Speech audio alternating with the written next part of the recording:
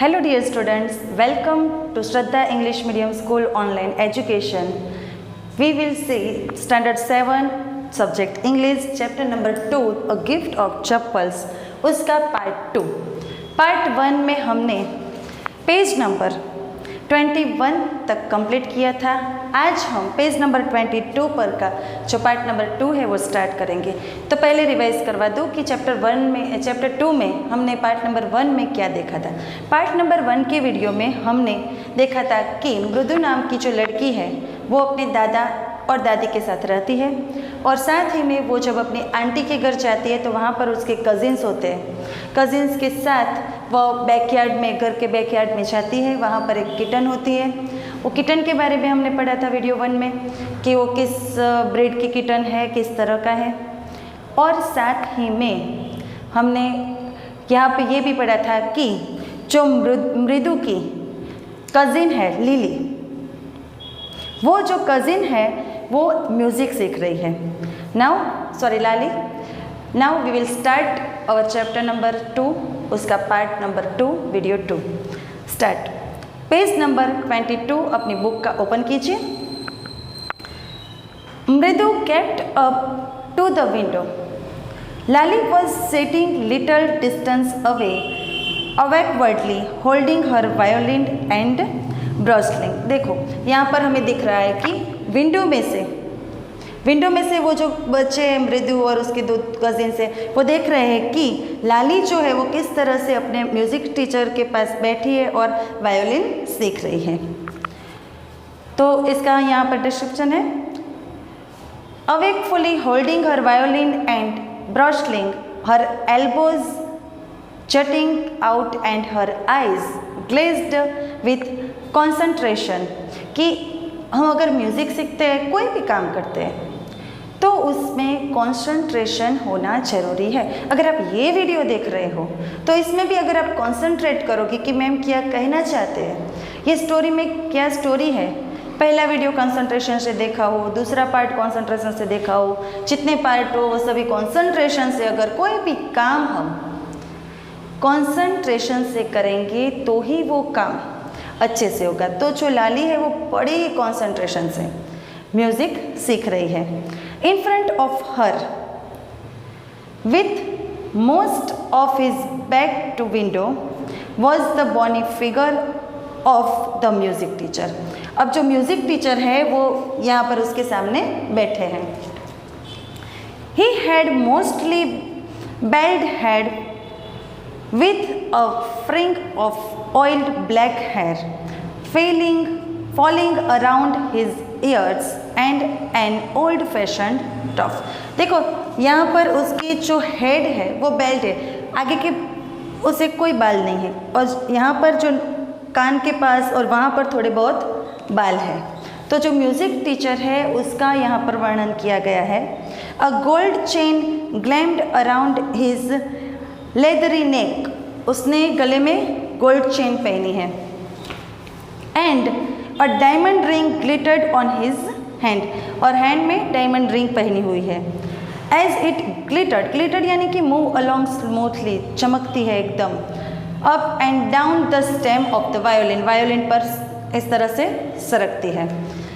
A large foot stuck out from beneath his gold bordered veshti edge, यानी कि वेस्टी यानी कि धोती. तमिल में धोती को वेस्टी बोलते हैं. तो उसकी जो वेस्टी है उसमें गोल्डन बॉर्डर है. ये सभी किसका वर्णन किया गया है? उसके म्यूज़िक टीचर का. किसके म्यूज़िक टीचर का?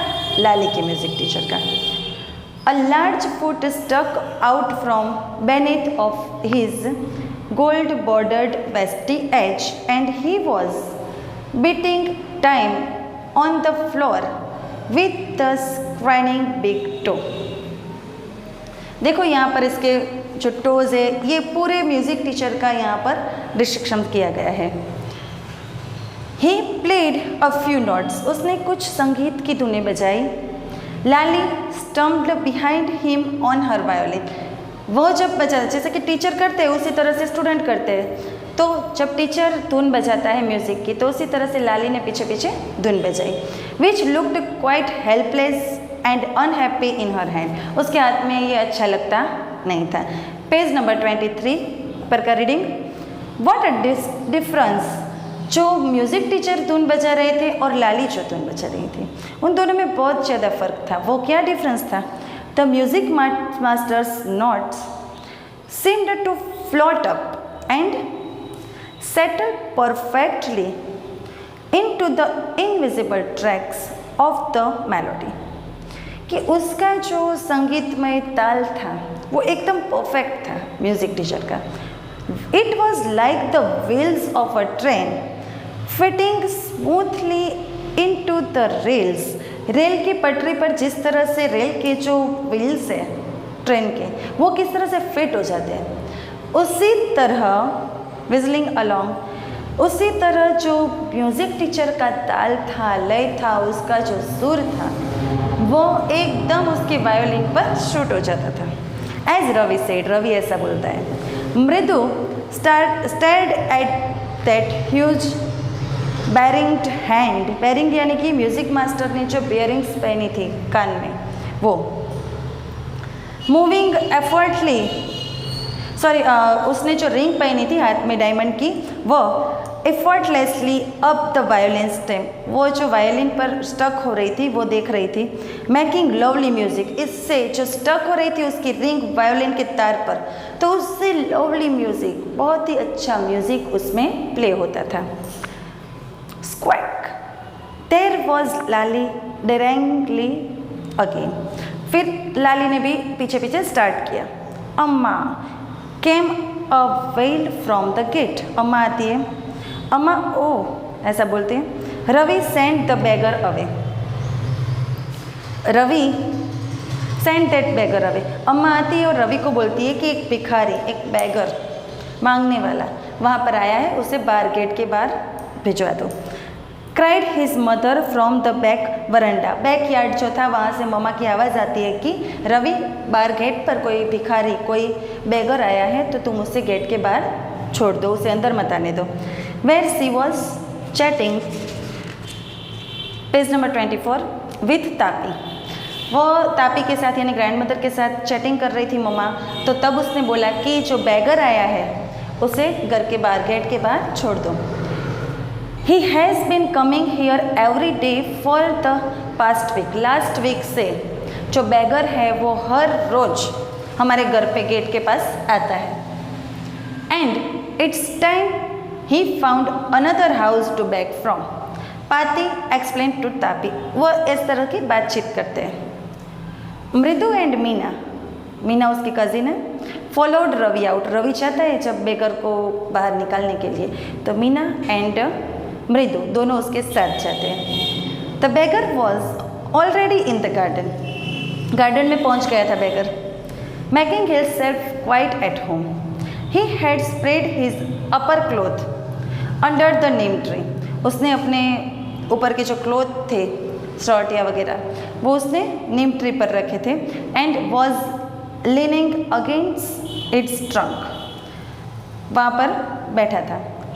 Apparently prepared to take a little snooze, थोड़ा बहुत रेस्ट करने के लिए। स्नूज यानी कि थोड़ी देर के लिए झपकी ले लेना बोलते हैं ना, ऐसा। While he waited for the ends to appear, कोई ऐसा बोले कि चलो गो अवे, जाओ, तब तक के लिए वहाँ पर वो रेस्ट कर लेगा। Go away said Ravi sternly, Ravi ने बोला यहाँ से चले जाओ। माई पाती यानी कि grand mother, my paati says it's time you found another house to back from, कि अब आपको कोई दूसरा घर ढूंढ लेना चाहिए मांगने के लिए, अब यहाँ पर से आप चले जाओ, लास्ट वीक से आप यहाँ पर आते हो।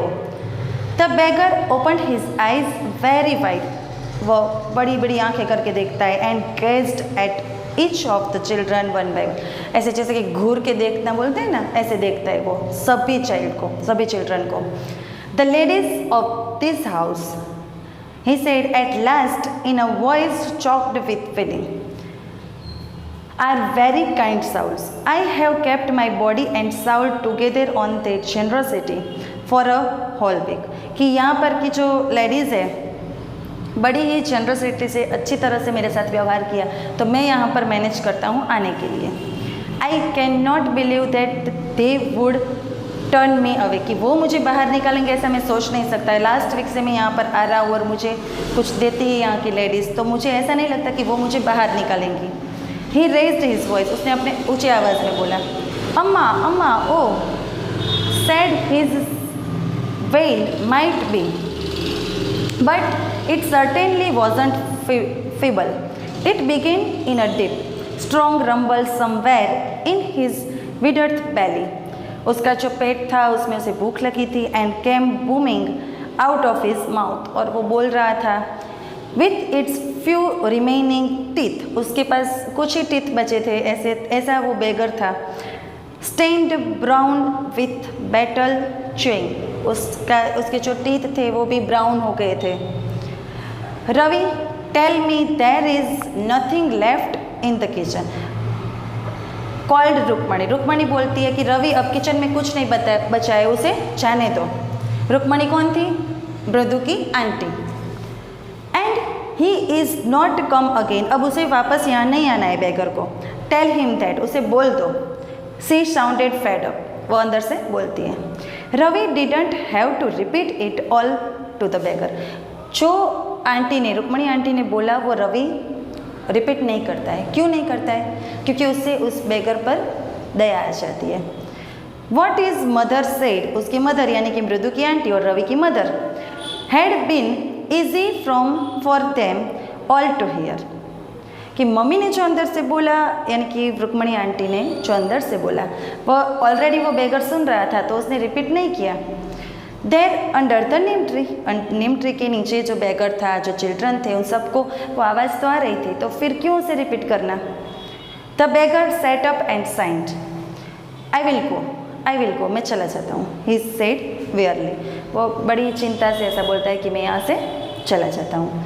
Only let me have a rest here under this tree, अगर आप मुझे कुछ नहीं दे सकते हो तो कोई बात नहीं, पर आप मुझे यहाँ पर थोड़ी देर के लिए नीम ट्री के नीचे रेस्ट तो करने दो। The sun is so hot, बहुत ही सन जो है सो हॉट है, सूर्य, तो सूरज की गर्मी के कारण मुझे गर्मी लग रही, तो नीम ट्री के नीचे जो ठंडी ठंडी हवा आती है वहाँ पर मुझे थोड़ी देर तो रहने दो। द टेर has melted on the road, बहुत ही गर्म हो चुका है। तो नेक्स्ट जो पेज नंबर 25 से हमारा लेसन बाकी है वो नेक्स्ट वीडियो में, थर्ड वीडियो में, ये हमारा पार्ट 2 था इस चैप्टर का।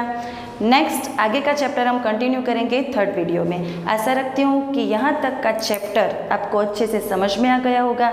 घर पे भी आप इस चैप्टर को रीड कीजिए और रिवाइज कीजिए और अच्छे से समझिए। Thank you, have a nice day and take care.